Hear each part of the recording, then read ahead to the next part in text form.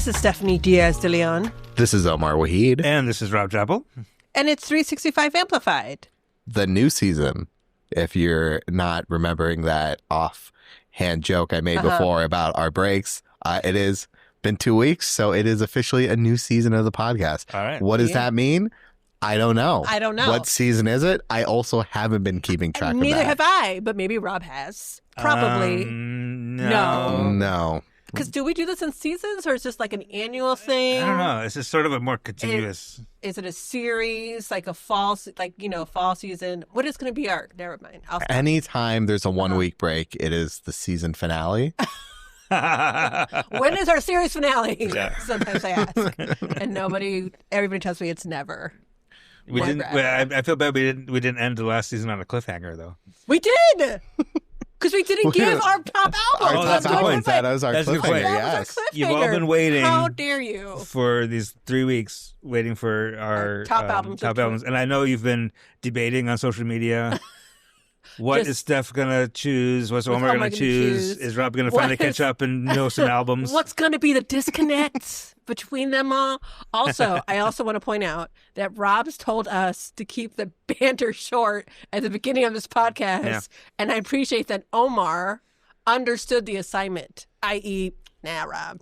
It is a new season. We should all be excited. We should be excited. We should for at least a minute and a half. Before we get started and ruin Rob's vibe by not listening to him already. We got a lot to talk about. We do have a lot to talk about. He enjoyed it. He loves it. Yeah. He loves it when we ignore him. It's good for him. It challenges him, keeps us on his toes, and you participated in like the banter and keeping us on longer. Sure. So this is your fault. Yeah. How dare you? Rob's done with us already. But we're going to jump in. We are. And we're going to start with, first of all, I want to mention that soon, a little later in the program, we have a very good interview with twin brothers, Quinlan Reiser and Quentin Reiser, who Quentin Reiser is a professor of early childhood development at University of Wisconsin. Quinlan Reiser is a financial planner in Des Moines, Iowa. Oh. Okay. Omar's like, wait a minute. Doesn't everybody in Des Moines know each other? Yeah. Fun fact, my high school had the world record for the most twins in any place. Really? Ever. Wow. Yeah. There were a lot of twins. I don't remember how many, but it was an obscene amount.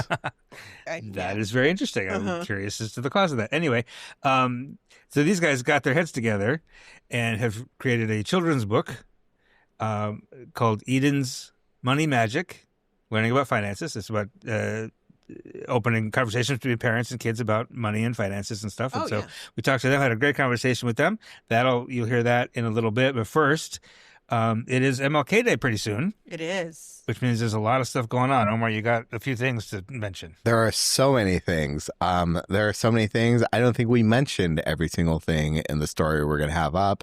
But if you're trying to plan your day, know that it's going on for a while and it kicks off relatively early. It's really just not MLK Day. It is a whole week of celebrations. So start planning accordingly. And to kick it off, the first full celebration is the free community dinner, which is on UW-Madison's campus. Free meal, be in fellowship with other people, conversate. The MLK Community Choir, which is great. Do you like singing?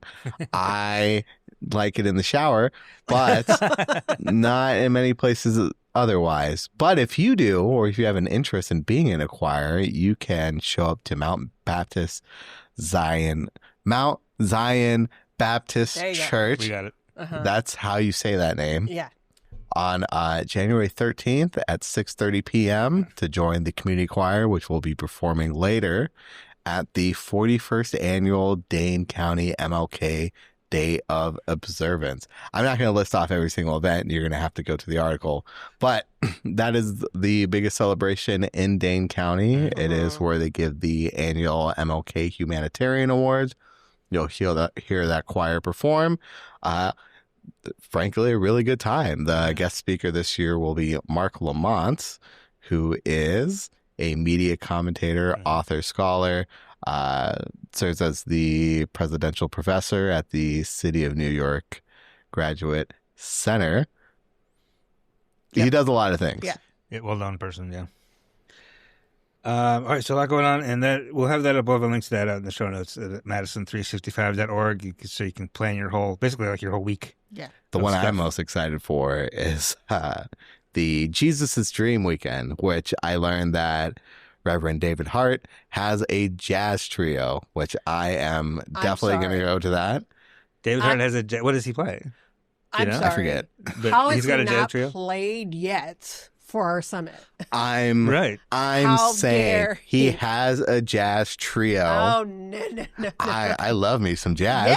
Yeah. That one's it's 2 days. The jazz concert is at 6 p.m. at Sherman Church. We should mention David Hart is on our board of directors, and I feel like that should be like board duty. Like if you have a jazz trio, you have to perform at our summit. Look, you either perform or moderate. Right. That's them rules. I feel like you have a little more passion for that second one. That's the rule I hold you all to, whether you like it or not. I'm like, hey, it's me again. All right, thank you for that, Omar. We have a couple other things to mention, to talk about that are maybe not so light or positive. Yeah. We'll get to the Good Life in Madison thing before the break, maybe. Let's save that.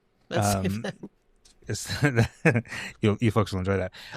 We got another update from Sun Prairie. We did. Back on August 15th, they commissioned an independent investigation into their dean of students, who had been arrested on 16 charges, 14 child pornography charges, 2 child exploitation charges in the summertime. And so they started an investigation August 15th as to sort of how that all happened and how that was allowed to happen. And they finally released the report on that investigation this week. And there was some significant things in that report that we didn't know before. Yeah.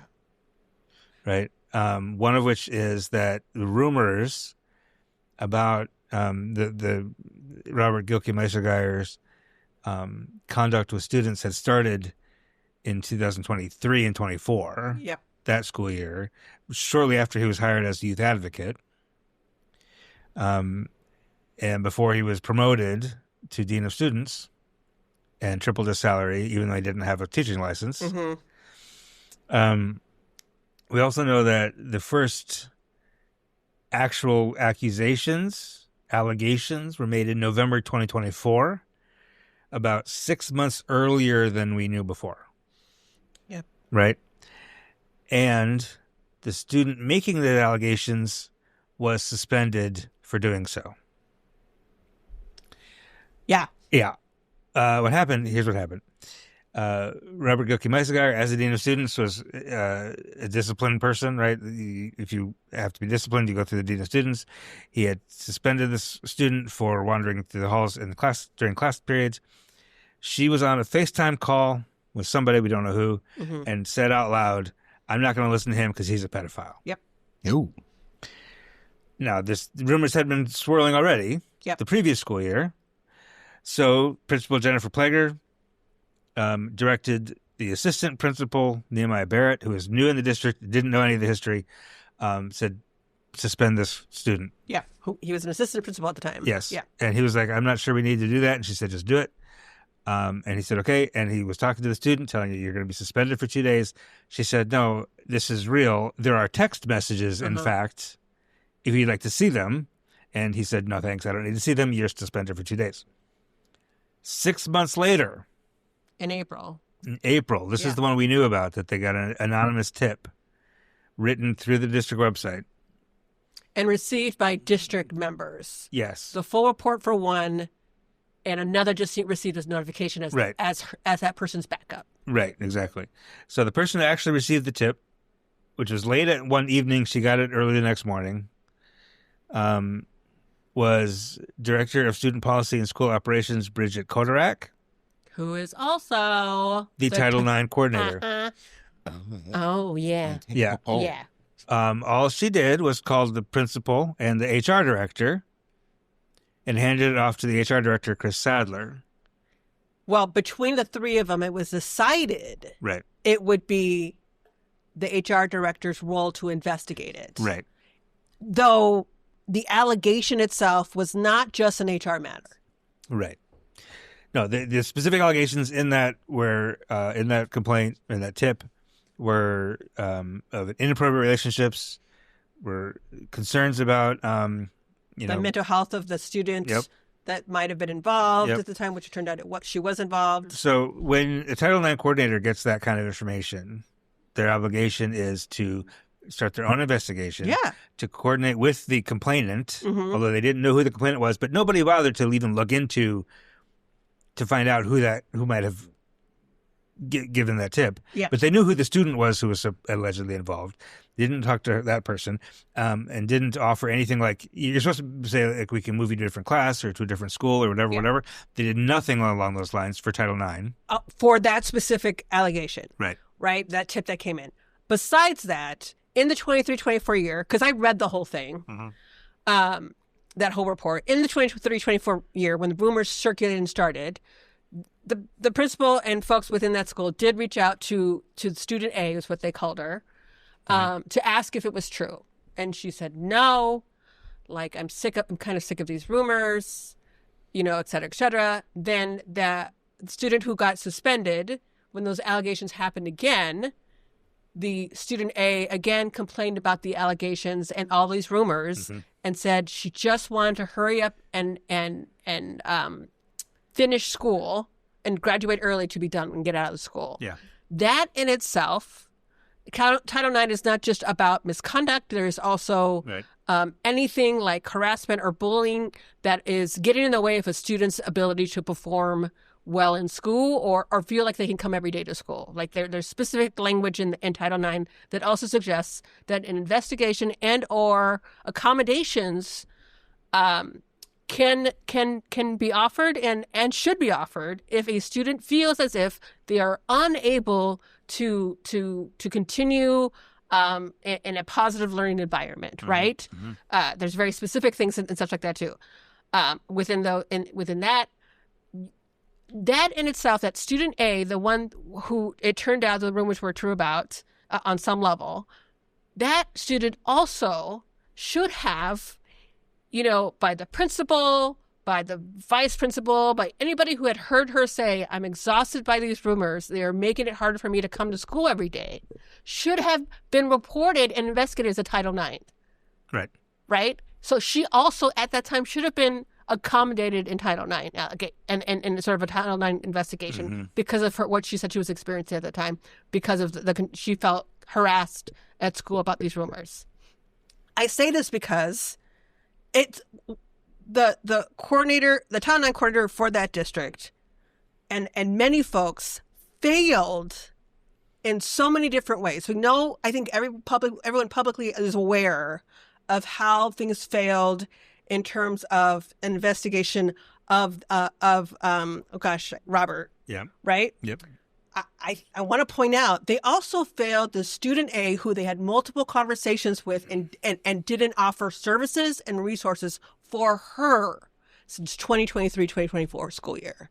There were other opportunities to support her and possibly get her in a place where she might have come forward on her own before, summer of 2025. Right. Yes, all that's exactly right. And that April anonymous tip that should have triggered all that. Basically, Robert Glucki-Mexiger was suspended for a day, but was allowed to return because it was only an HR investigation. Right. So here's another thing we didn't know: that when he was suspended for that one day, they got the tip on a Thursday night. They learned about it on a Friday morning. And they basically suspended him, and we're going to talk to him on Monday morning. Yeah. Talk to him Monday morning in his office, in the HR office. With the HR person. With the HR person, not the Title IX person. Not the Title IX coordinator. No. Look, the Sun Prairie has an SRO in the school. Well, that's what I'm going to get to in a second. But also they talked with the student and her mother on the phone. Because they wouldn't come in. Because they didn't want to come in. She wasn't in school that day for whatever reason. And the student and the mom said, there's nothing here. Don't worry about it. So, except they said, which should have triggered some sort of investigation, because they said to them, they both said, like the mother said, he's like an uncle. And look, Interesting. Look, even in the most positive light, even if let's assume nothing else has happened at the time, the language of, well, an uncle means they have a lot of family time together and stuff like that too, right? That means that there is something maybe a little bit too familiar with regards to his role at the school and her role at the school as a student. And that should have been enough to investigate on its own as well.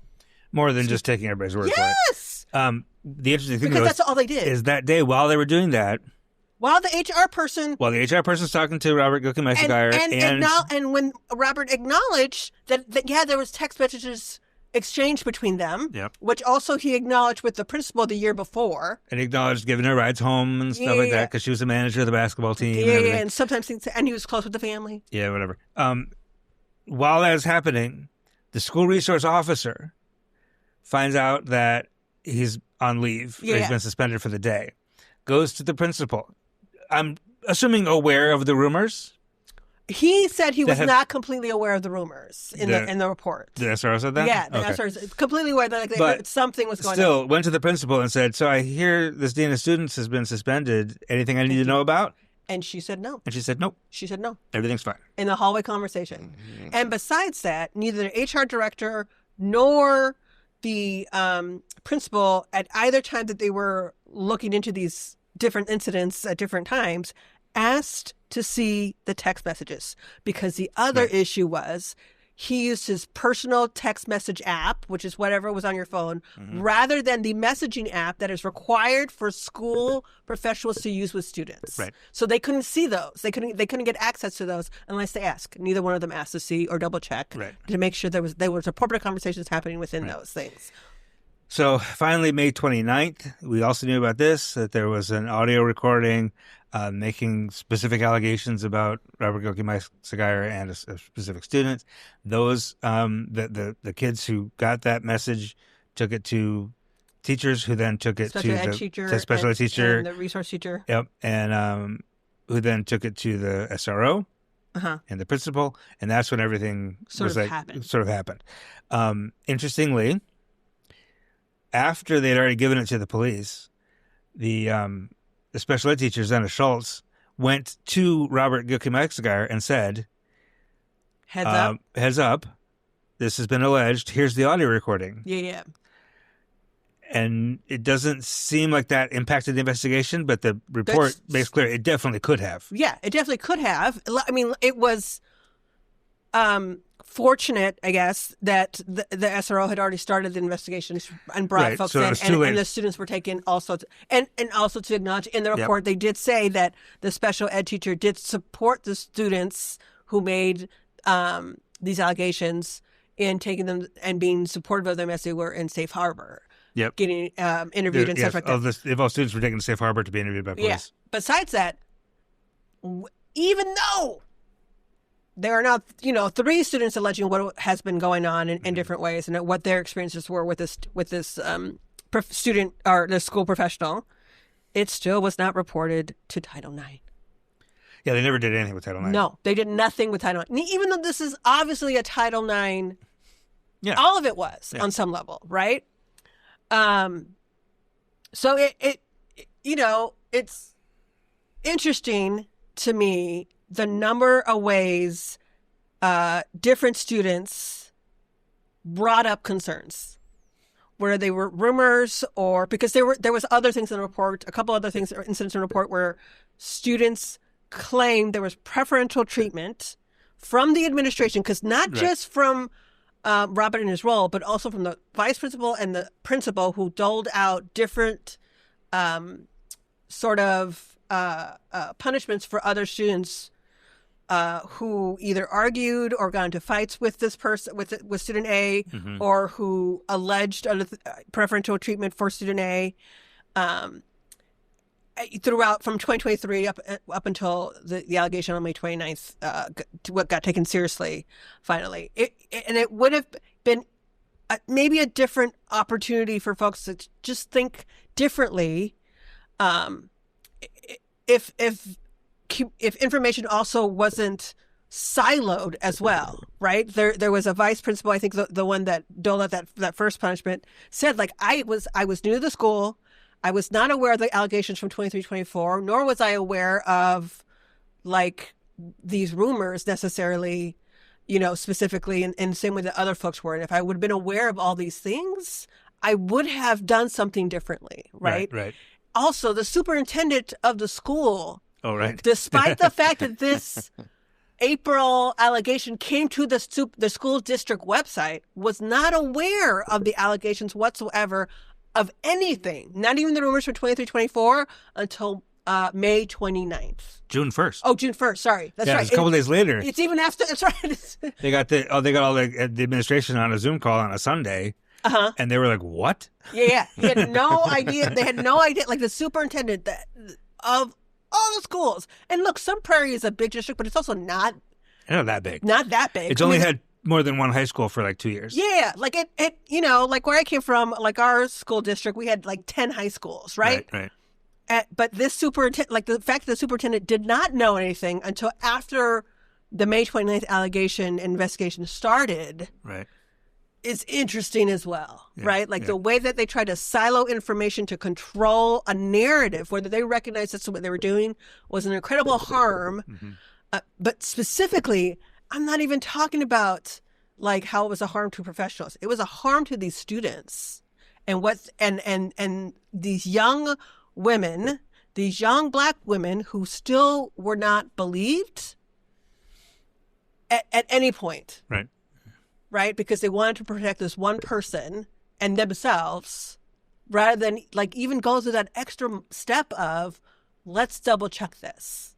Because it kept coming up. Right. The other thing that is not in the report, but that I've figured out last month, I think, or the month before, is that Chris Sadler, the HR director,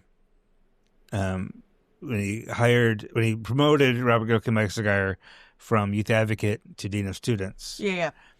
The dean of students requires a teaching license. Yes. Which Robert Gilkey-Mexigar did not have. At the time of submitting his application, right, nor at the time that he was interviewed. Right.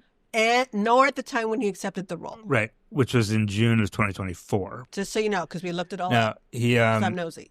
Right. And so in order to get the job, he'd have to have a provisional license, which would mean he would have to be enrolled in a program that would lead to a license. Yep. And the district would have to apply to the Department of Public Instruction saying, this is the only person we could hire. We're going to get him a license, so we need a 1-year provisional license, which happens pretty regularly. Sure. It's usually fine. However, as Rob and I were talking about it, and we had pointed out, like I said, there was no way that folks who, like the folks who did apply did not have a license. That's exactly right. And in fact, I think there were 23 applicants, 23 or 24, 11 of them had teaching licenses, and 2 of them also had administrative licenses. So to say that there was no qualified candidate who had a license just doesn't seem to be true. And then the other thing that we learned was who was staying and who was leaving. Right. Well, there were more people on leave than we knew. Yeah. We knew that the HR director, Chris Sadler, was on leave and his license was under investigation by DPI. And we knew that the principal, Jennifer Plager, was on leave and her license also was under investigation by DPI. Mm-hmm. We also learned in this report that Nehemiah Barrett, the assistant principal, was on leave. Youth advocate Shelby Wampole was on leave, and that teacher Zena Schultz, who had brought the allegations to him, was also on leave, as was Bridget Kodarak, the Title IX coordinator who didn't do the Title IX things. Mm-hmm. We learned that only Jennifer Plager and Bridget Kodarak are losing their jobs. Yep. Everybody else is coming back to the district. Nehemiah Barrett is now the principal at Phoenix Academy, Prairie Phoenix Academy, rather, and everybody else is back into their jobs. And that was basically the conclusion of the investigative report, is that Jennifer Plager and Bridget Kodarak really didn't live up to their duties, and everybody else was maybe made some mistakes, but weren't quite so culpable. Yeah. And again, too, like there's just so many things that could have, should have, would have happened, right? Like, as we were reading the report, I said, like, where's their SRO officer? Like, did they? And then as you read it along, and then realized, like, oh, nobody even thought to bring this person in. The police. Yeah, right. at any point and such like that too. And I will say, Sun Prairie Police Department also did an internal investigation of their SRO office, SRO officer. As I feel like I'm being redundant when I say that, SRO, and then officer. Like, but anyways, so they also did an internal investigation that they didn't share specific findings other than to say an investigation had been done, as well. Right. So there's a lot there. Mm-hmm. There are both state and federal charges pending. And the district is getting a new superintendent. Yeah. He's is it? Yeah. You didn't know that? Oh, I didn't know that. I was going to ask. To a school district in Eau Claire? Chippewa Falls. Oh, Chippewa Falls, yes. And I think there is some concern from folks up there about Dr. Saron, who came on board in late December, or it was announced in late December, but it's coming in July. So is he leaving to avoid the fallout, or hard to say? I mean, it might just be. I mean, the timing is timed, right? That he's leaving at the end of this year, and going to Chippewa Falls, the home of Jack from Titanic. Everybody remembers that. I did not know that at all. And I've never even seen Titanic, so I don't know what you're talking about. That's where Jack said he's from, is Chippewa Falls, Wisconsin. How does Rob know? Like, did you watch Titanic a lot? That's great trivia, honestly. No, that's exactly right. I saw Titanic exactly once, clocked that as trivia, and moved on with my life. And have not had occasion to use it until today. You never even go to trivia night. No. But they have, in fact, just this past week, there's been some news coverage up that way, up in the Eau Claire area, about concerns that have been raised. The community, the parents there are concerned about the choice once it was announced in late December. And so the board is trying to reassure, but I don't know. Yeah. Well, it's not like the parents were up in arms about removing the superintendent for one specific reason. It was for a myriad of different reasons over years. Right. So I think the parents of Chippewa Falls are kind of in the right to be concerned. Oh, absolutely. He's been here 10 years, and you were there at the meeting when they actually passed the vote of no confidence. Yeah. The voters, the parents. Well, they listed out so many different things. Rampant, just increase of administration and not increasing pay for the actual teachers themselves, poor resources for teachers, the curriculum issues, the thing with the guy we were just talking about for the past 30 minutes. That so many other things, and just small things that have just built up into larger issues for the school district for over a decade. So good luck, Chippewa Falls. I know. Yeah. All right, so let's turn the page away from Sun Prairie and to east side of Madison, which is sort of that same direction. As you're driving up East Wash toward Sun Prairie, you pass Thea Road, and Thea Road is the proposed home of a new harm reduction drop-in center. Now, this is something I just reported on this week because it wasn't shady really, but kind of snuck under the radar a little bit that there's you've heard about these opioid settlements, right? These drug manufacturers have reached court settlements where they're paying literally billions of dollars to local governments to mitigate the harms of the drugs that they manufactured. And Dane County, to date, has gotten about $10 million of that. And there is a subcommittee of the county board, which is not just county board members, but also some community folks that are sort of in charge of doling out that money.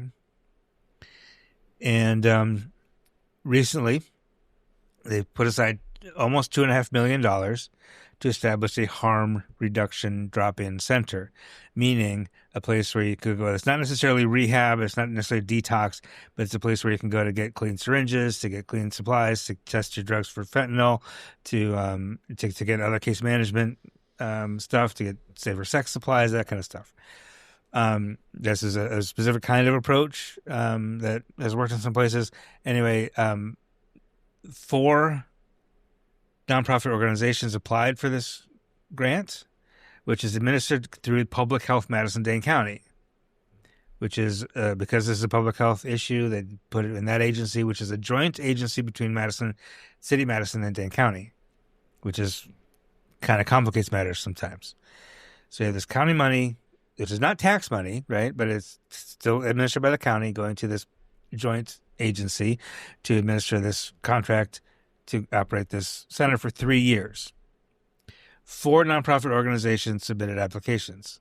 3 of them are well-known: Tellurian Behavioral Health, Anesis Foundation, which runs Anesis Family Therapy, and Urban Triage.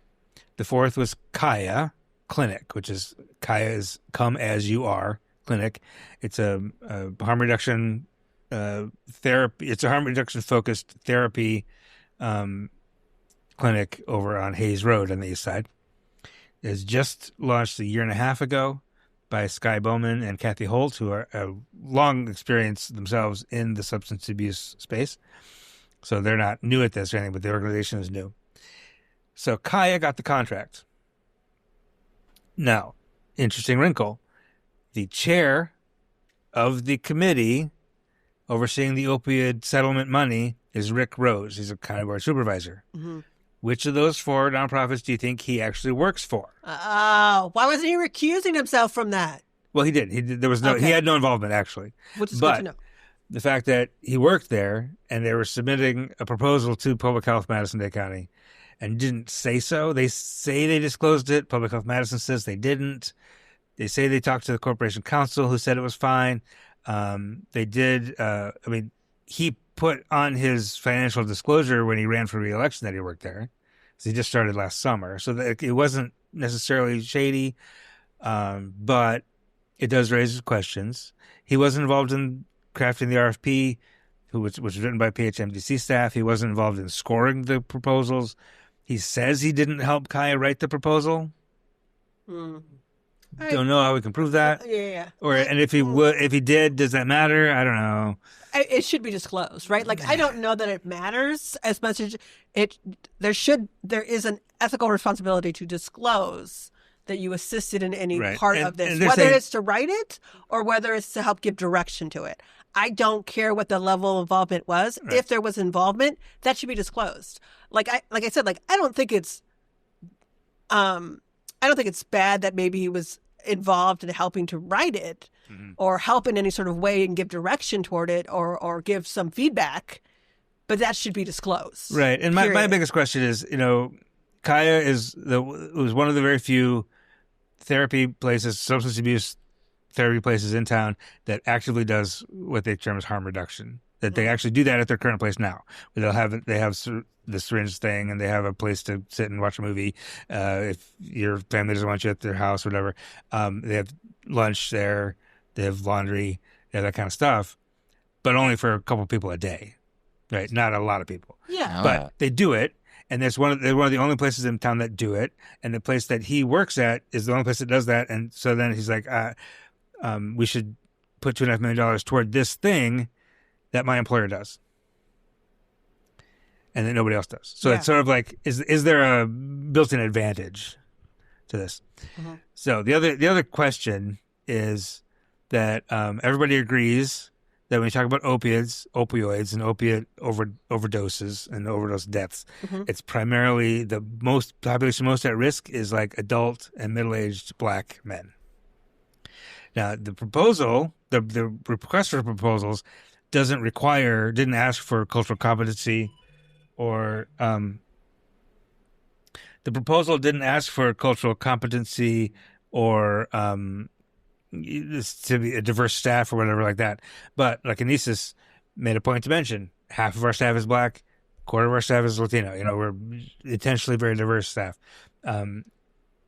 Kaya put in their proposal that they're led by people with lived experience and led by BIPOC people who understand their communities. The word BIPOC, problematic notwithstanding, they have no BIPOC staff. So they're eventually going to hire is what they mean? Their staff is entirely white. Oh. 1/64th Native American. Oh. Right. Yeah. Cherokee princess. So when I asked them about that, like, why did you put that in an application if it wasn't true? Yeah. They kind of acted like they didn't remember putting it in there. Why? No. When you were asking for a county contract, you need to remember. Yeah. And what she said, and then she For emailed me millions of later. dollars. She emailed me the next, Sky Bowman, the director and the founder, emailed me the next day. It said that, we asked about that. It really bugged me. So then she took 24 hours to come up with an excuse, which was to say they're going to hire folks.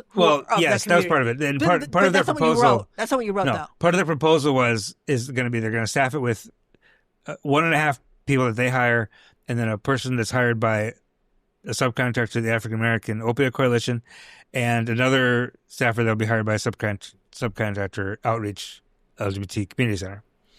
Great.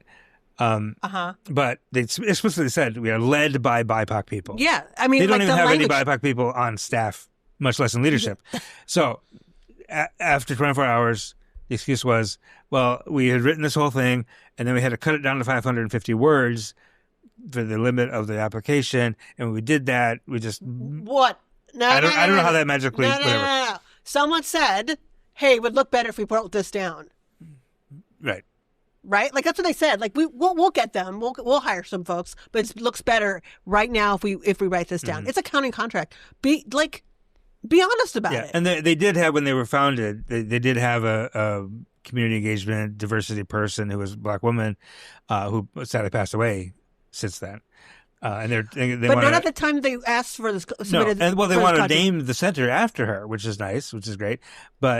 And when I asked, do you have, you said you have BIPOC staff, do you have any? And she's being talked about this person who's no longer with us. Yeah. Which is not what you're saying. No. And what they're telling you. Right. Are they still getting this contract? Well, we don't know yet. It was supposed to be up for a vote on December 12th.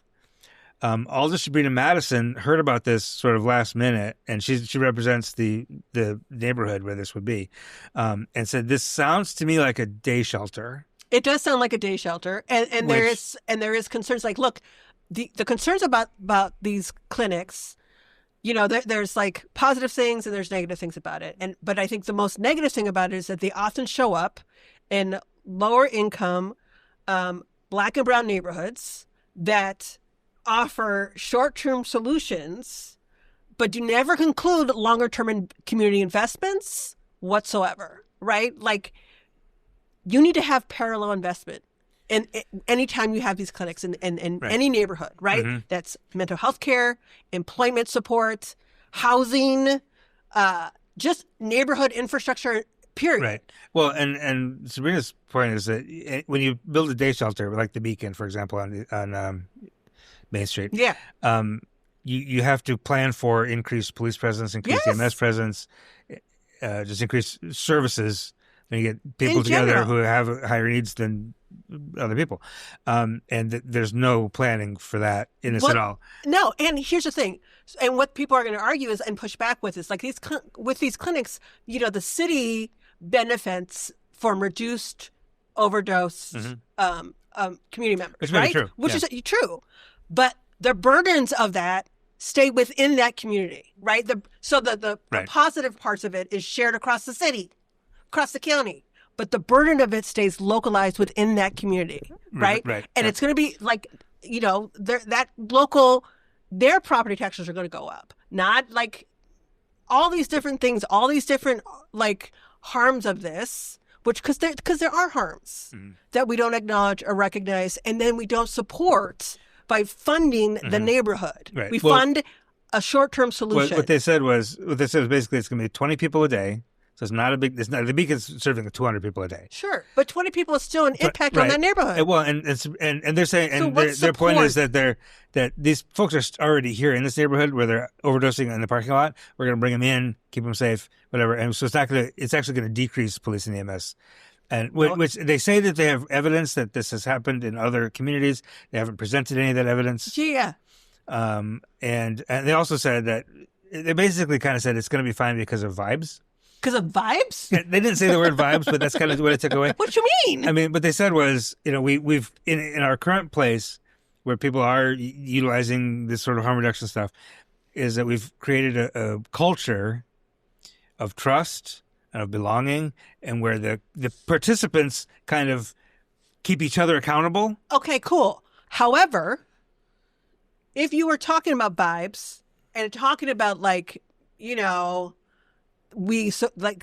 small community we build within the space are held accountable, and we hold each other accountable, including, we're part of that how did you not then hear out the community surrounding that to be held accountable to? As part of the process. As part of your process. Mm-hmm. In what ways are you also then supporting and advocating for funding to support the neighborhood who now houses this clinic? Again, I'm not saying these clinics aren't have impact. I'm not saying that whatsoever. It's the surrounding communities that take on burdens, right? And what they say, that the burden's there already because people are there. I don't care what that means. I don't care that there's burden there already. So we're not doing any harm. If you know the burden's there already, then your role is to support in thinking about community is also to alleviate what you can of that burden by also advocating for, help us with this clinic, and also help support the community with the burdens that exist for them already. Right. And Madison's other question was, okay, so you have 20 people. What about the 5 people who are standing outside who want to come in? And who are waiting and who are using, right. and what are you probably gonna do? Who's managing the capacity? Who's keeping those 5 people out, and what's happening there? So it's just...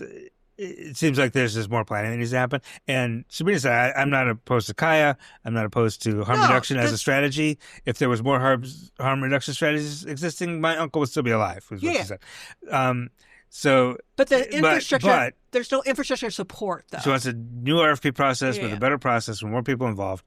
And I will say, the city of Madison is known for delaying things and dragging feet and taking too long. But also, there's a time for being deliberate.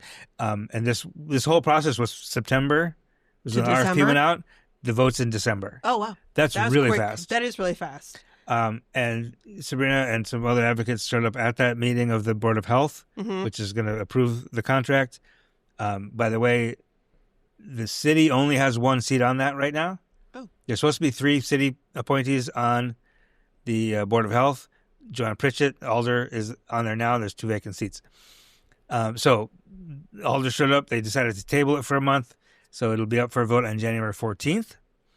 If it passes there, if it's approved there, it seems like it's going to have to go to the Madison Plan Commission because, as I mentioned, and this was after I published the story, I got this additional email from Katie Bannon, who's the zoning coordinator for the city, emailed Sabrina and said, I've seen the floor plan.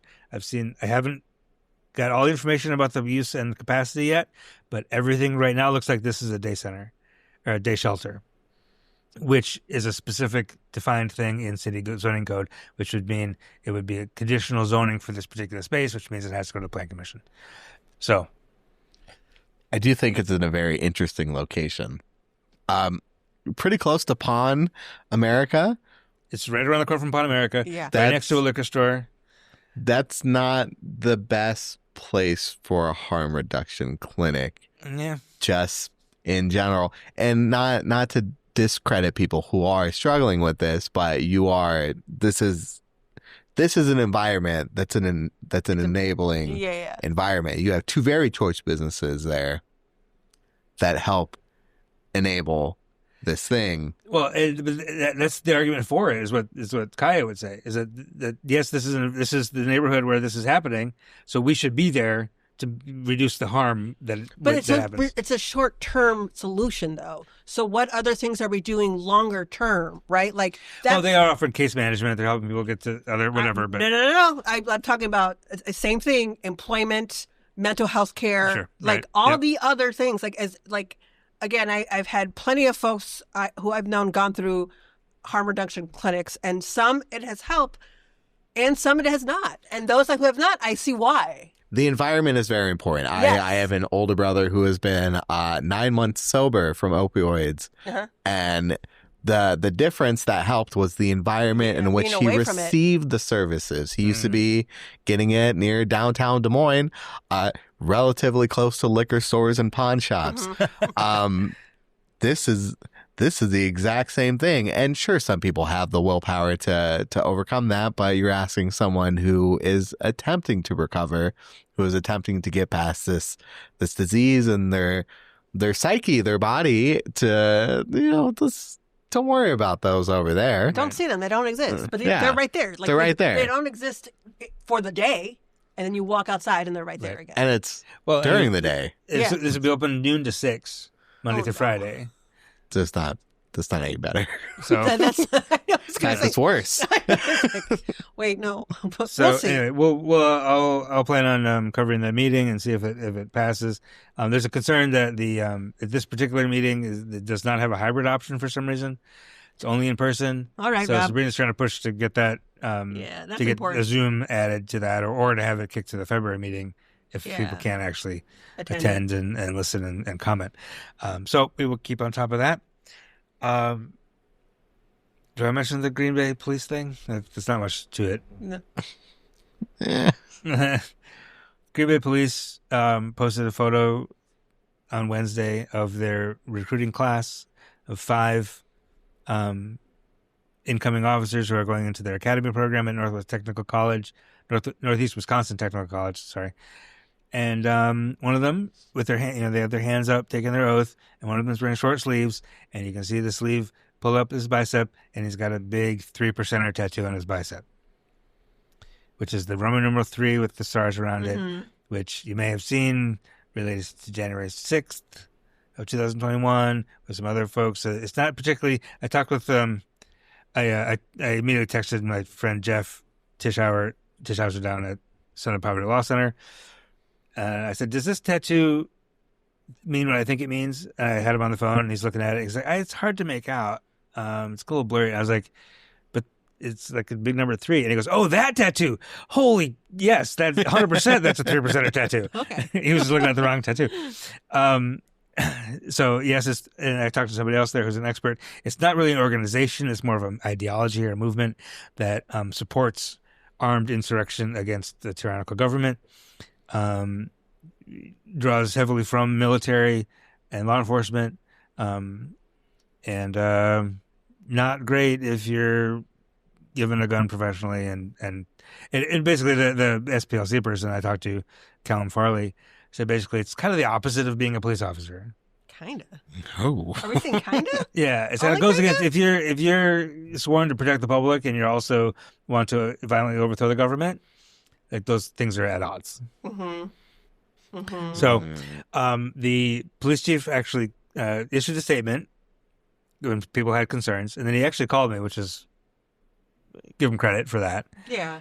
And he said, it's how you show up and how you do the job means more than a symbol or a tattoo. We asked, except it's still on you. Well, that they're still wearing that symbol. What do you mean? He said if somebody shows up with that symbol, we're going to ask him about it. And he said it's just that he doesn't like tyranny. Okay.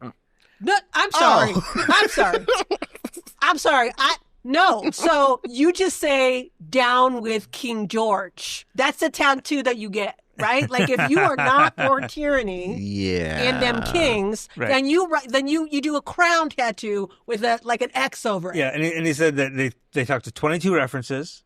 I don't know what that means. Did a psychological evaluation, and they didn't see any sign of bias, which this particular symbol, it does come with some racism, but it's not explicitly a white supremacist. It's an insurrectionist symbol. Yeah, it's the January 6th folks and their friends. Yes. It's that bandwagon. Which is still a harm. And I asked him kind of, do you think you're going to, do you wish you wore long sleeves in that photo so you wouldn't have to be talking to me right now? And he's like, actually, no, I'm glad people are asking questions. Like, we need to be able to answer these questions if we're going to be trusted. That's a good answer. But also, how genuine is he about this? Right. Yeah. Like come on, y'all. Yeah, it's not even like the Senate candidate in Maine, Graham Plantner, who has the Nazi tattoo.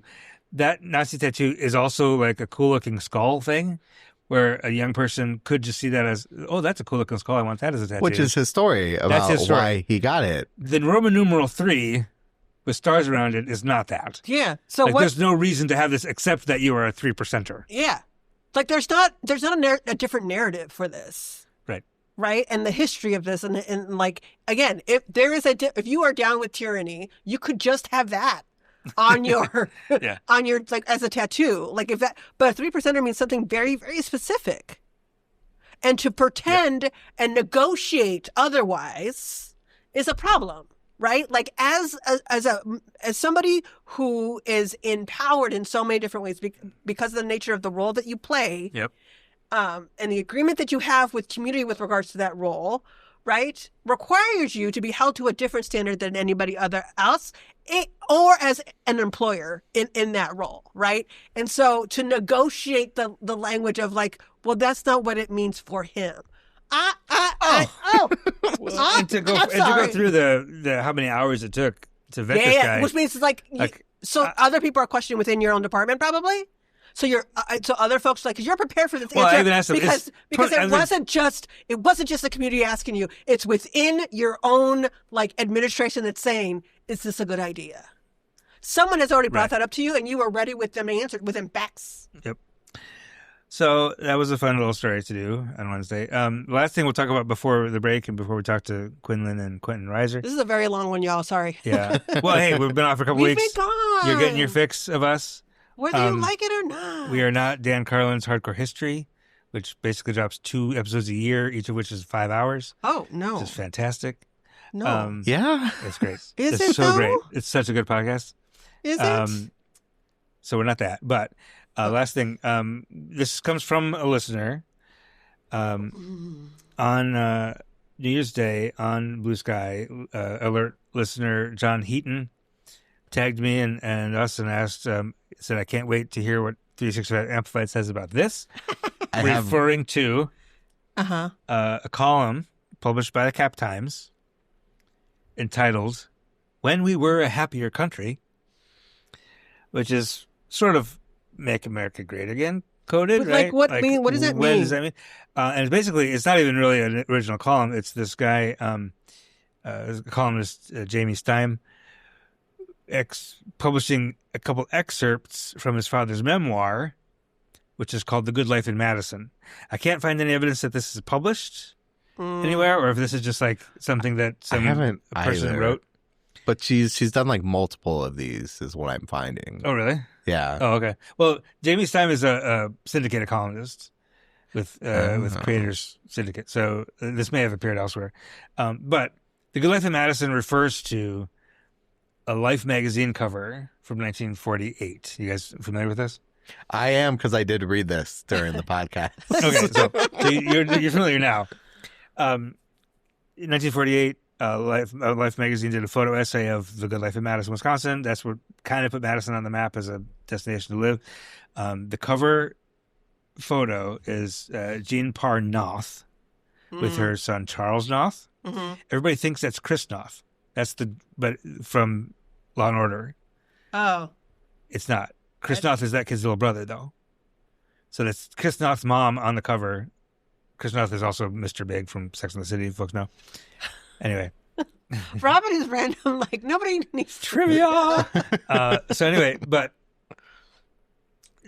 Life magazine put this idyllic view of life in Madison, Wisconsin, 1948. And this guy's basically this Jamie Stein's father memoir is basically recalling that, where the kids are playing tennis and going down to get ice chips from the ice truck in the 30s and 40s and stuff. And it sounds very idyllic. It's pretty trite and cliched for what sort of idyllic middle America mid-century, but completely ignores like the good life for whom exactly. Mm-hmm.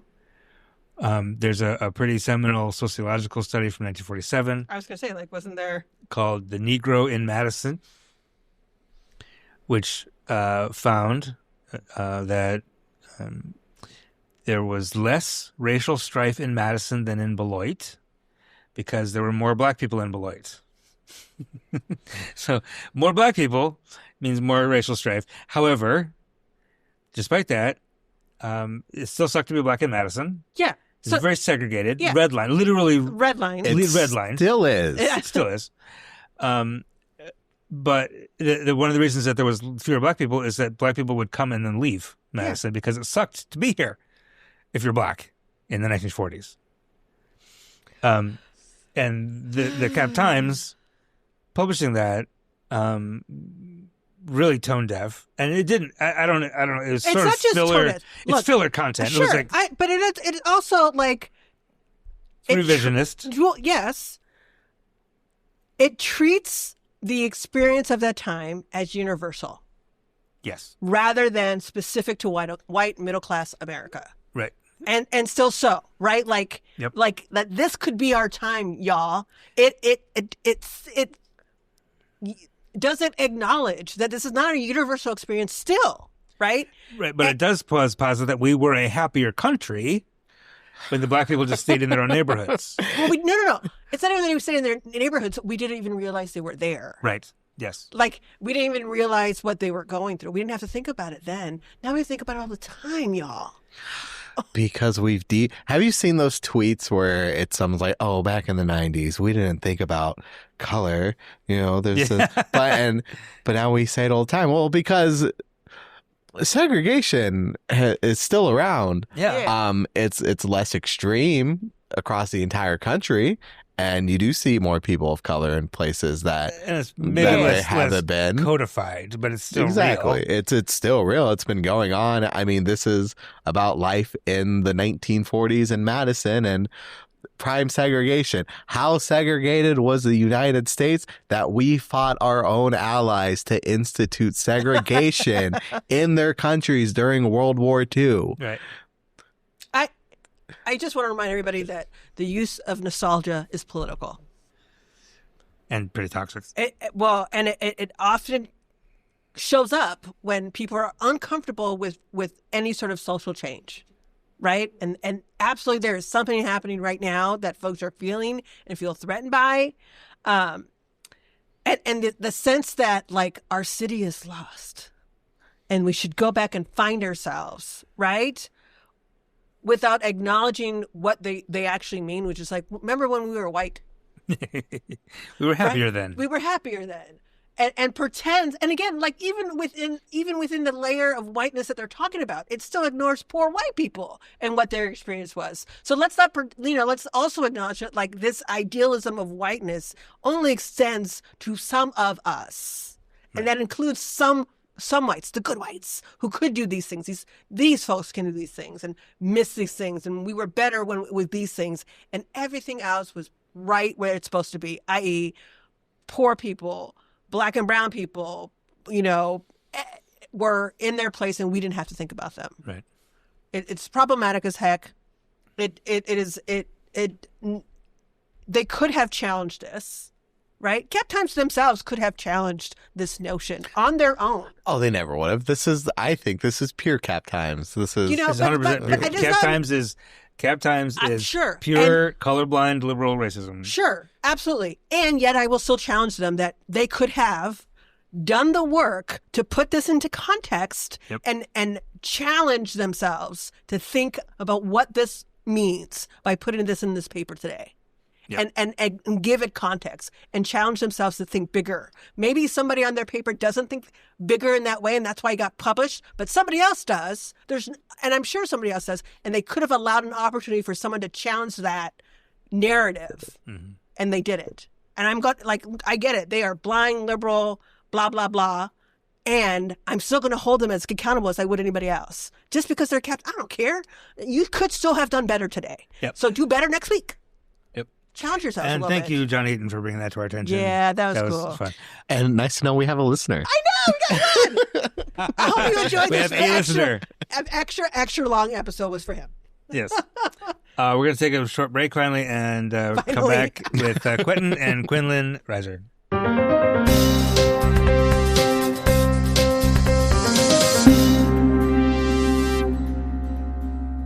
And we're back, and joining us now, Quentin and Quinlan Reiser.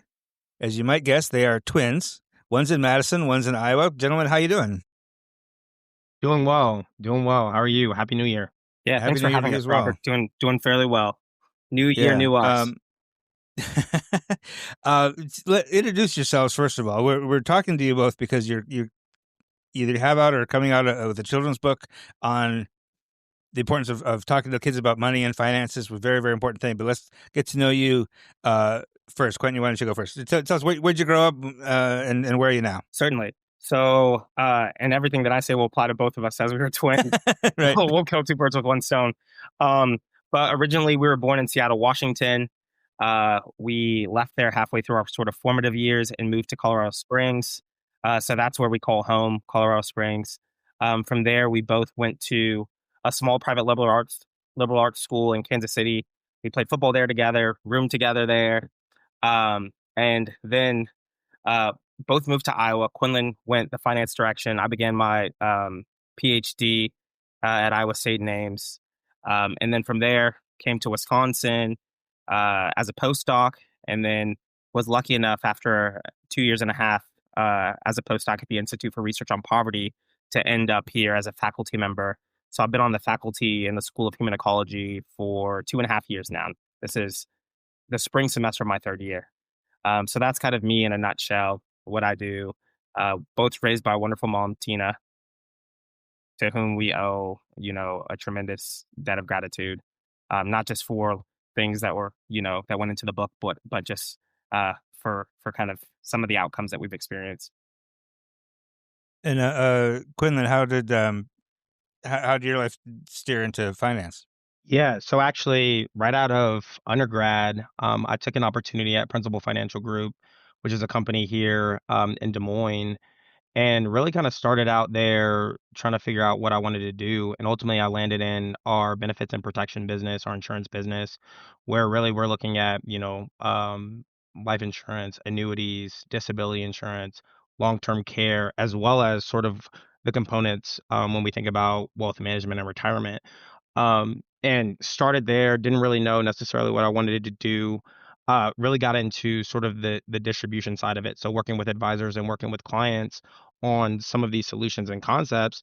And during that time, probably 1 or 2 years into my career, I really saw the need in our community for education around some of these concepts and topics.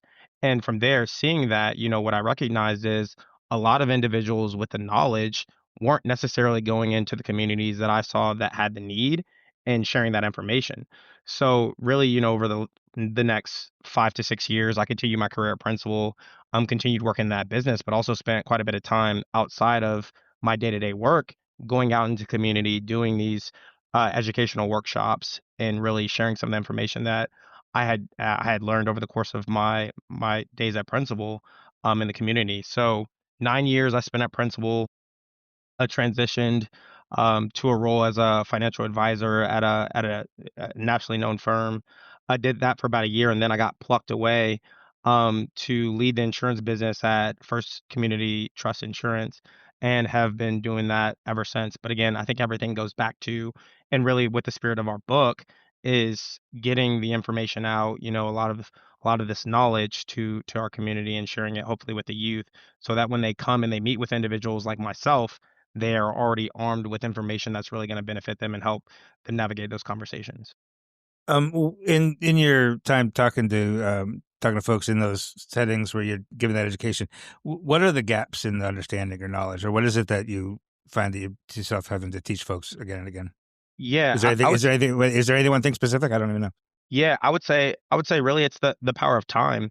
I mean, you can talk about various different concepts that we try to impress upon people and sort of conversations around financial literacy. And I would say in almost any of those concepts, the earlier you start, the better off you're going to be. We talk about in the book uh, the value of time as it relates to money, compounding interest. Again, these are concepts that you hear often, but really helping individuals understand that if you start saving at 22, you can save a lot less, on a monthly basis than if you start saving at 40 to get to the same target, right? Even when I think about, other products that I think truly are underutilized in our community, like life insurance. The earlier you start, the cheaper your premium's going to be, because from an insurance company's perspective, they're looking at sort of your health factors And the earlier you get into that process, in all likelihood, the healthier you are, right? And this is true, kind of across the board as it relates to a lot of these concepts. So I would say in those conversations, a lot of what we try to do is impress upon people the importance of having the knowledge and acting on it as soon as they can, because the earlier. And Quentin, when did this idea of a children's book first start to percolate? Yeah. So as much as I'd like to take credit for the initial idea as sort of the child development researcher, that was very much Quinlan's brainchild. I remember, and we lived together in Ames. He came to me one day with a stack of children's books and said, like, we need to like take your child. And I'm gonna like romanticize the story. It really wasn't this like, this like storybook. This will be the movie version. Yeah, this is the movie version. So he came to me with a stack of children's books, which is actually true, and said, like, we need to figure out from this form, because writing a children's book was very different than academic prose. We need to figure out a way to sort of communicate these concepts early. And like from a child development research perspective, I'm always an advocate for early interventions. Like the earlier we can intervene during the critical period, the more we can work to ensure that no child experiences suboptimal outcomes downstream, which leads to, downstream suboptimal labor market outcomes and societal outcomes. And so I'm always thinking too, as a sort of researcher, like the earlier we act, the better. And from his perspective, the earlier we invest and teach these concepts, the better. So he had all of these children's books, some on finances, and said, like, we need to really work to, not to make a book that will make us like, known, but like to come up with a solution to a real problem that he saw in our communities as he was practicing, which was that these concepts were not widely known. And then also that was kind of paired with this knowledge. I'm working on a paper right now where we look at the link between early home literacy contexts among Black fathers and how that's related to child development. And in that paper, I'm working on it with Andrea Buehler-Wassman and Julian Neely, and we're finding that shared book reading with fathers, in particular in this case, leads to positive downstream outcomes like cognitive and social and emotional development. So sort of from that empirical perspective, it's like, well, we know it's valuable for children to sit and read with their parents. And so that's why this book was also like a 2-generational book. The kids are going to ask their parents, Mom, Dad, what is estate planning? And the mom and dad, if they don't know or they need to brush up on it, they're going to have to go and look that up. And so it's designed to be a tool for children and their parents. And I think it was a really cool marriage of our unique skill sets. Mm-hmm. Mm-hmm. So this goes back a few years that you've been talking about this idea. Since probably my first or second year of grad school. And, life happens and you get busy. And so the initial manuscript started at that point. We, again, Quinlan, he's the doer. He's the visionary. Started sketching out like an outline and the concepts to cover. Our mom read an initial draft and offered us some feedback that we integrated into the book as well. And we had various friends read and provide perspective. So yeah, it started quite early. And so it was cool to see it come to fruition now. And then did you have to partner with an illustrator and that kind of stuff and publishers? Yeah, so we did. So we and this is kind of the approach that I take to when I'm writing journal articles is I'll make a list of, 5 journals that I think are good fits. And then I'll start and I'll work my way down. And we started with the first publisher and they liked the story. They liked the story as it was constructed, like the narrative. And they also found us an illustrator to work with. And they also liked the 2 twin brother, like that, the sort of like storyline of it too. Yeah. So that was probably easier than it should have been for the first try. And we were pleasantly surprised. But we talked to friends who had published, my friends who had published academic books in the past to kind of figure out how to navigate that. But yeah, so it was a pretty smooth process. And Quinlan, what when a parent sits down to read this book with their kid, and probably 37 times having kids, I know like it's a repetitive thing, right? Yeah, absolutely. What are specific things that this book will teach a kid and their parent? Yeah, and I think and we talked about this a little bit in different forums, but really, it's opening the door for kids that are naturally, and I believe that all kids sort of have this curiosity. And so you may be in a car and you may take your kid to the bank. I was just having a conversation this morning about sort of the virtual tellers and these kind of things. Well, the child in the car, when you pull up to this bank, they're probably wondering, well, what's going on here, even as early as 5, 6 years old. And so part of what we talk about in the bank is this idea behind ATMs and credit cards. And so I think that's sort of the opening piece of it. And really, when you look at that, what we're trying to do is create sort of a knowledge base for kids to be able to engage and understand some of these transactions that are going on. And we sort of build upon that, and we tackle some concepts. Even we get into estate planning, and how we do that is through analogies. We try to make it real for the kid. But what's critically important, and what I see all the time in my line of work, is parents that are matriculating through life. They're getting ready to enter retirement, and they have kids that don't necessarily understand, you know, their parents' assets and how that estate plan is going to work. And many times they're charged with handling those assets once their parents are gone. So bringing that back to this ATM and the conversation with the 5-year-old in the car, it's really sort of starting to connect those generations and have them engage in intelligent conversations around some of these topics. So I mean, we start with, again, we talk about compound interest, we talk about ATMs and transacting, debt, assets, and the whole idea is really to sort of ground kids in enough knowledge to not just have that curiosity, but to have information to be able to ask those questions to their parents and engage in that two-way dialogue. I can remember being that 5-year-old kid in the back of the car, and the coolest thing about the bank was the pneumatic tube. Like you put the thing in, it goes and it goes away. That was the extent of the thinking I did about it. So it's probably good. What's interesting? What's interesting, Robert, is what I remember is, pulling up to the ATM and seeing my mother, cash just coming out, and thinking, oh wow, this is a place where people can just go and get money. It's free money, right? And so that's amazing. And so part of these conversations again is, hey, that's not just an infinite, distribution of money. Mom's working to be able to have that, and saving and all these kind of things, right? So that's where that conversation comes into play. That's amazing. So then, so tell me about the actual story of the book. It's called Eden's. What's it called? Eden's Money Magic, learning about finances. And I mean, it was really. So who's Eden, and how did that come about? Yeah. So Eden is my daughter, my firstborn. She's 8 years old. And her favorite animal has long been a cat.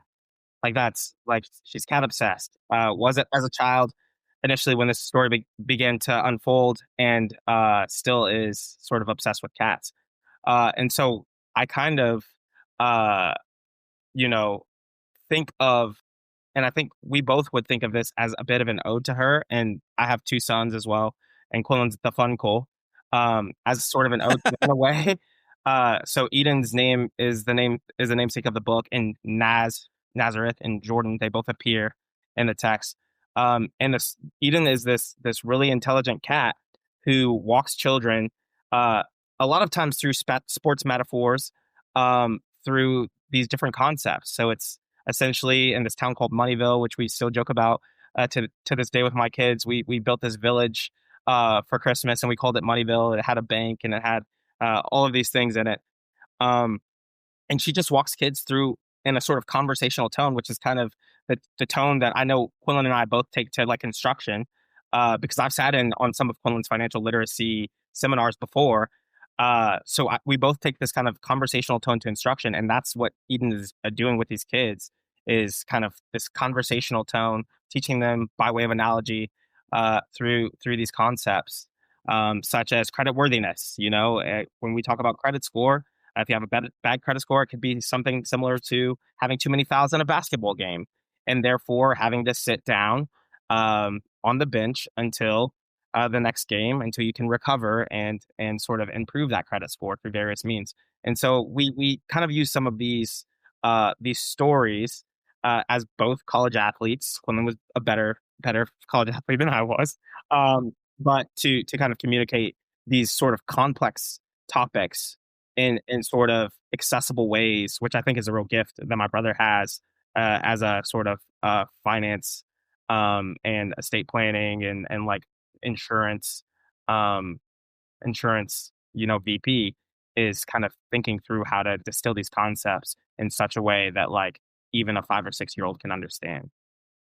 Speaking of that, Quinlan, in your time doing these educational things with folks, are you dealing with kids ever, or are you taking did you have to translate a lot for this So, book? so I think that is, I would say that is where sort of a light bulb clicked. We had already been brainstorming this project, but getting into practice, and I think my niece and nephews were really a catalyst for this because they're inquisitive. They ask a lot of really good questions. Even when, Q and I would sit down and we'd have these conversations about the book, but I would sit down with clients, they'd bring their kids into the room many times, and obviously when you're presenting to their parents, that's sort of the focus, right? And so what I started to pick up on was the kids would be engaged in the conversation, they wouldn't necessarily know what was going on. So Mm, what I started to do was think of ways to be able to provide them like a takeaway, right? And so whether that was just a small bit of information, something that they can take and sort of apply, and then I got to the point where I said, wouldn't it be really cool if this book and books like it, again, we have one book out there. There's many in our research, we found there's many books that are trying to accomplish the same thing. If we give that kid a book to take home and to read, and so the next time they come and they sit down with someone like me, an advisor or a financial professional, the kids can engage more in the conversation because they're inquisitive, they're listening, they're taking it all in. And again, what I continue to go back to is arming them with the information, even at a very young age, to be able to ask questions and to have insight because they're engaged in those one-on-one meetings. So I would say um, the kids were involved in the meeting in terms of being present, and they were paying attention and nodding their head and those kind of things. But my hope, again, and this is uh, why we sort of went down this path of this project, is that kids would really start to grasp these concepts, even if it's sort of enough to be able to engage in conversation, and that'll develop by the time they get 18, 22. They're so well versed that they sit down with a financial professional and they're engaging at the exact same level and maybe even expertise of that individual. Again, that's the ambition.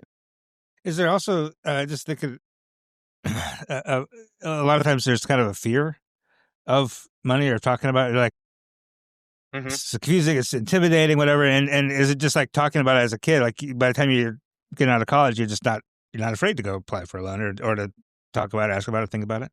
Yeah, and I think that's an excellent point because for whatever reason in our society, it's taboo, even with families. Again, when I talk about sort of the estate planning issue, a lot of that is just there's no communication channel there because the parents carry on and they work and they do what they do, and the kids don't necessarily know that that's going on. And so a lot of this is really creating a platform for families to be able to engage in these conversations and make it less taboo, and also more broadly creating a channel for individuals and groups to be able to have these conversations. Because the thing that we talk about a lot of the times in financial services, specifically as an advisor, is when you have someone coming in to meet with you and talk about these topics, it can be uncomfortable, right? An analogy that we often share is think about going to the doctor. There's a lot of uncomfortable conversations that you have there, but you go and you divulge all to your physician because you know on the other end of that is this result, right? Which is health. In this scenario, having the comfort with having these conversations, having the comfort with talking with your kids about this, ultimately on the other side of that is financial health. So we're sort of trying to create a platform for individuals to be able to engage in those discussions so that we can have those long-term outcomes, families that lead to prosperity. Okay, maybe the dumb question. No, this has been out for about a month now. Is that right? Yep, That's that's Came right. out right. like early December. How's it going? How's like people buying it and stuff?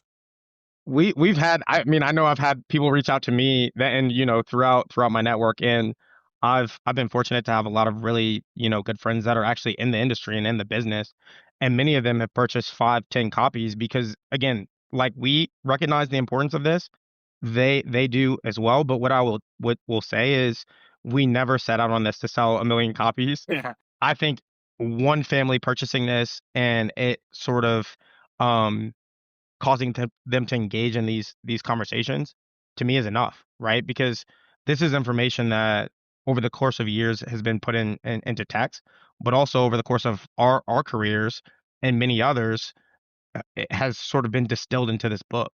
So if we can give this to a family and they can engage in, years worth of research and years worth of conversations in 20 minutes, then I think that's just an incredible feat. Yeah, and we've also had school districts and individual schools reach out about, potentially having us come through and read and wanting to purchase. And I think that's also the level at which we want to engage, is to kind of influence, not necessarily curriculum, but to have, financial literacy at this early age be as critical as, developing those fundamental math skills. I mean, they're correlated, right? And so we want people to be having conversations about this in the same way that they would, you know, something like math or reading even. And so that's kind of one of our target goals. It's not, again, as my brother said, it's not about sales. It really is about impact. Um, we want people to be armed with information to make good decisions financially. So before I let you go, I have one or two more questions. But how do people find the book? I see it's on Amazon for sale in stores anywhere or anything like that. Yeah. So Anywhere you can purchase books, it's available. Barnes and Noble, um, Amazon, as you mentioned. Q, you can speak to yeah, there are a couple other of others. arenas, but You can find it on the publisher site. But like I think a lot of the purchasers to this point have opted, and I think this is just maybe the trend of consumers everywhere, is to buy it on Barnes and Noble online or to buy it on Amazon.com, especially if they have Prime. So that's where a lot of our sales are coming from right now. That's not to say that going to the brick and mortar, uh, you know, Barnes and Noble brick and mortar or what have you, is not also a viable option. So yeah, everywhere books are Yep. sold. And I see it's also available as there's a e-edition, as an Yeah, ebook, right? It's yes, it is. Kindle edition or whatever. And Yes, Nook, it is. Barnes and Noble, I suppose. Last question for you, and I appreciate your time, and I appreciate you reaching out to us to share the story. This is amazing.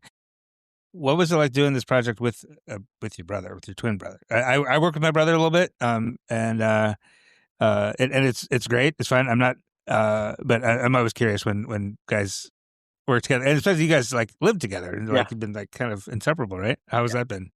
Well, I mean, I think so. We're twins, college roommates. I played receiver in college. He played cornerback in college. Like, there's so much like yin and yang symmetry, but also that like we're distinct. Um, he he is very much like a leader and organized and like keeps us on task. And in a lot of ways, like his strengths complement my weaknesses. So it's been really fun. I mean, as I've said before, I've sat in on his um financial seminars and just been really like struck by like, because we were both accounting and econ majors in undergrad, and then we took two different directions, and to see like the content knowledge and the expertise he's developed and to pair that with what I've come to know has been really, really fun. And we're like thinking of other ways that we can collaborate. um he's going to come give a guest lecture in my undergrad class next semester. He hasn't said yes to it, but I'm guessing he's gonna he's gonna do that. Well, it's on the record now. It's on the record. You got to do it now, right? Yeah. So I'll stop there and leave it to Q to say what. Yeah, no, I would echo that sentiment, and it's been a lot of fun, and I think Quentin is an incredible researcher. I mean, his knowledge runs very, very deep. And the coolest thing for me, and he gave me credit for being able to sort of figure out these complex concepts and distill it down. I think what I would say about him, and a lot of his brilliance in putting this project together, is he was able to take his domain and truly bring these concepts to early childhood um, audience. And I think that is something that is remarkable. And even the conversations that we have, I learned a ton about sort of his research, and we talk about these things all the time. But I think the product that you're getting is really, it just happens to be two twin brothers, but it's formed by, our years and years and years in these two domains, which come together really, really nicely in this book. And our hope is that we continue to create content like this that will benefit for generations to come. And so I would say it's been incredible.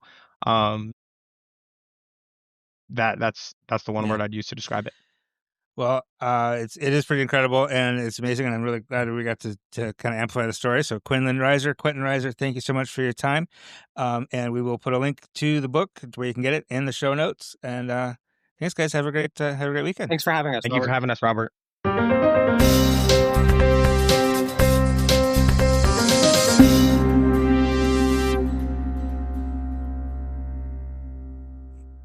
We're back, and thanks again to Quentin and Quinlan. My favorite thing about that interview is they both call each other Q. It was great. I would do the same thing. I'm sure you would. All right, what's our... Okay, so... Is there a cliffhanger from last season? So our cliffhanger from last time was our best albums for 2025. We said 10. I think Omar and I have 10, maybe 20. I have like... But well, it did turn out that I was the only one who compiled 10. Yeah, but I had compiled because I was working with some students about this, and we have mine, but I was not prepared for it today. But I have my list. It's don't worry, it's on Google Drive. But the person who was not ready for this the entire year is Rob. So the question we ask every single year. Yeah. And we do ask every year. We did. Yeah, I remember from last year. And the other reason why we said 10 was because I think Omar, at least for top 5, it kind of moves around every day for me. Mm-hmm. So we said top 3. And even during this hour, I changed one of my top 3. Yeah, I changed the same. So we'll start with Omar, Rob, and myself. Okay. Rob is ready for his. Omar, you go I first. Don't know how real so it is. So we're doing 3. We're doing 3. Top 3 albums of 2025. If you can give us a 4, you could sell me on 4. I will do 4 because I replaced my 3rd. I will do 4 too. So 4 is Geese Getting Killed, an amazing album. Fantastic album. Just have you listened to that, Rob? That's an album that Rob. I kind of thought he would have. Yeah, but Rob is it's folksy. It's well done. It's rock music. You would like this. All right. I'll give it a try. And it is a great, it's a better album than I gave it credit for. It's not one that I organically found. Somebody sent it to me and said, you might enjoy this. I got sent their last album. I was like, it kind of sounds like overly inspired by other artists. And then I got really into it. And the last album was great. This one is even better. I am not as into the last album because then I went down the rabbit hole of let's listen to the album. And not as into it, but have started to be I'm coming around on it, right? I'm going through a process. But this album was great, I will say. Amazing album. It's an amazing album. There's no argument about it. It is a good album for somebody who is not aware of this artist. So, and it's a good give album. It a try. It's a good. I think you would actually like the last album more. The third one? Last album was a little more folksy. Yeah, which is why I was like this, and that's why it turned me off. I was like, this is a Rob album. It's a good album. But it's a great album. Yeah. Number 3, Amine's 13th Months of Sunshine, which is what I replaced Geese for. That's in my top 10. It is not. I like that album. Yeah. I like that he's been doing more kind of poppy type stuff. I appreciate it. I enjoy that album. I do enjoy that album. It just wasn't. It is in my regular, but I forgot it came out in 2025. That came out the year before. It did not. Number 2, Wiz Khalifa's Cushion Orange Juice 2. That's a good one. You have not been checking for Wiz Khalifa for 10 years. No one has. And then he came up with something. And he came up with this on the 15th year anniversary of him dropping the first version of this mixtape. And it's such a return to form. It is. And it's so introspective about how he's impacted rap for almost 2 decades. And it's great. I liked it. I think that's the old Wiz Khalifa. We got him back, and then we also have him in a more mature artist sense. Wonderful. Yeah, he's grown. album. Yeah, that's actually a good way of describing that album. Is you could hear him grow, had grown. Absolutely. Yeah. I think after See You Again, because that was such commercial, then it was just kind of slop for the 10 years. It felt like I'll put something out. That one felt like basically. Yeah. This one felt studied. This one felt like very intentional. This album is for me and for my fans, not just to make money. Yeah, that's a good way. And then number 1, I was very excited for this album. This album was teased on my Instagram algorithm 5 years ago. I've trained my Instagram algorithm to send me music. It is called Dark Was the Night by Nova. Not a very listened to album, but it is like a 25 track concept album about the attempts of a young man in Philly trying to leave a life of crime after his father has died. 25 songs. It is amazing. It is by far the best album I heard that year. All right. Nice. We'll give it a try. All right, Rob. All right. So my top album for 2025 is 1990's Bloodletting by Concrete Blonde. No, I'm firmly stuck in Gen X, but okay. I mentioned that because my number 3 album for 2025, that actually released in 2025, is a similar aesthetic, similar gothic tone, and it's Everybody Scream by Florence and the Machine. That's fine. Which it's a good album. Carries some grief in it and some death hangs over it as brightly as sunlight, is what Rolling Stone says. Wait, so wait a minute. Is this your albums or is this Rolling Stone albums? Well, I found the review on Rolling Stone. But also, I will say, my number 2 is Bleeds by Wednesday, which is a very shuffly, shoegazy, probably a little bit like Geese, actually. Maybe it's sort of that indie pop folk sort of feels to it. And even besides this, my top album, I think, is mostly because I don't listen to a lot of contemporary albums, as people have figured out. Yeah. But Debí Tirar Más Fotos, Bad Bunny, I think is the best album of the year, at least the one that was in my radar the most. Also because like Bad Bunny is causing consternation among white conservatives, so I like him. So you like that? That's a fair reason. But it's also a very good album. Very good. Good with roots in Puerto Rican folk music, but very, very listenable and cool. Mm-hmm. So those are my top 3 very specious, thin ice recommendations. And what are yours, Stephanie? Well, Omar said one, Getting Killed by a Geese. That's a great album and one that we're telling Rob to listen to. I'm going through my list again and now I'm like changing. Like Clips came out with a great album. Let God Sort 'Em Out was a good one that I had more in reputation than I thought I would. It's in my top 10. It's but there are just so many amazing albums I couldn't put in my 3. But Lux by Rosalia is a great album. Again, another one that I did not think I would love, but absolutely love to death. And then I gotta call it Ego Death at a Bachelor Party by Hayley Williams. That is a great album. It was not an album that I anticipated. She's still that girl. If you know, you know. And I think that's 4. I could keep going though, but I will stop. Shoot one more out there. Gosh. Only one more? God, but that was the BPM by Sudan Archives. That's a great one. It's so good, y'all. Honorable mention, Boston Hicks, Melanchronica. That's a good one. I was because they've been teasing a joint album for so long, and they did it, and it's everything I wanted. It is in my daily rotation. And the Hicks don't release music very often, but a whole album, and then they dropped a single a couple months later that's even better than that, I listen to it almost every day. I'll just throw out there that I also recently discovered Boy Genius from 2018. This is more recent than most of my music, so I'm happy about that. Are you serious? Yeah. You just discovered Boy Genius? I just discovered Boy Genius. Do you know you do? I'd heard of it, but because it's on my playlist. I'm sure, yeah. I was you know what's not fair? I tell Rob something is good for years, or a show is good, or something that he'll like, right? until a white man with a microphone and headphones say it to him. Does he finally believe it or willing to experience it? There's a whole process that he needs to go through. Mm-hmm. And is Boy Genius something that you discovered because I mentioned it to you, or because your child? No. I knew about. Amelia also listens to a lot of Boy Genius. I had heard of Boy Genius because of you. Yeah. Didn't know anything about it until Lucy Dacus was on Wait, Don't Tell Me. See? So some white person has them on, some white man with a voice and a microphone or headphones brings them on. Do you then I think this might be good?